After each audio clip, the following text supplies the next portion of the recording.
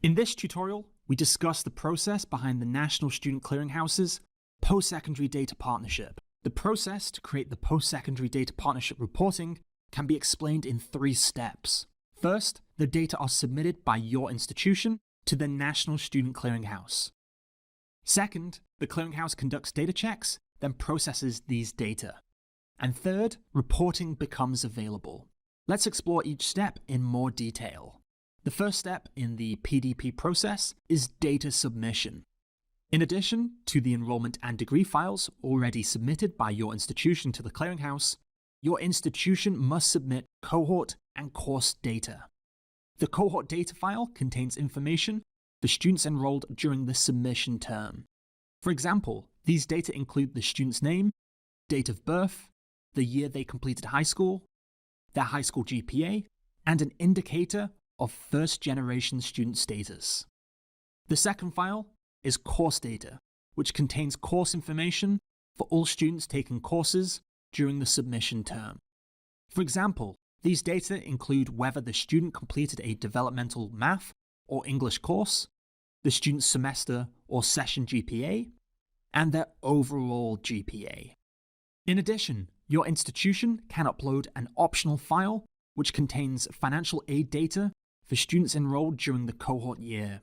Those data include the number of dependents, the amount of Pell Grant awarded, other grant amounts, and federal loan amounts. The first time your institution submits data, it is ideal to submit 3 to 5 years of data to establish trend lines. After that, your institution will submit data twice in an academic year, once in fall and once in spring. The fall submission reports data from spring and summer, while the spring submission reports data from the fall. If you would like more information on the data submission process, please visit the PDP page on the National Student Clearinghouse website. The second step in the PDP process is data processing. Once the institution completes their data upload, the National Student Clearinghouse conducts 2 different data checks. The first is a validation check to ensure that the cohort and course data files are formatted correctly.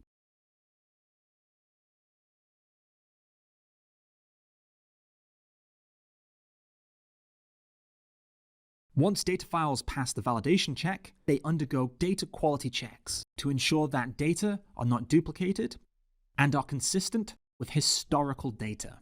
If data do not pass these checks, your institution can fix these data and resubmit.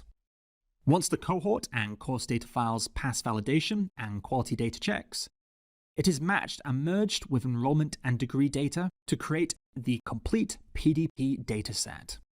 The final step in the PDP process is the release of the reports.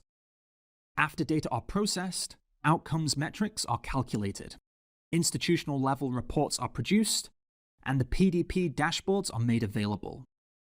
PDP dashboards are hosted on Clearinghouse servers using a portal on the Clearinghouse PDP website. Once dashboards are available, all institutional users who have been granted access can view them. The PDP now becomes an institutional-wide data sharing tool with no per-user license needed. In addition to institutional access, with your explicit permission, the Clearinghouse can provide access to initiatives and associations that the institution is a member of. This reduces or eliminates the need for your institution to submit separate data to these organizations. The PDP also provides analysis-ready files. These downloadable CSV files contain student-level data derived from the PDP dataset, which contains each student's outcome metrics. This enables institutional users to match these PDP data to other institutional datasets, like early alert data, and identify student populations that require additional support. This completes our tutorial on the Postsecondary Data Partnership process. Thank you for joining us.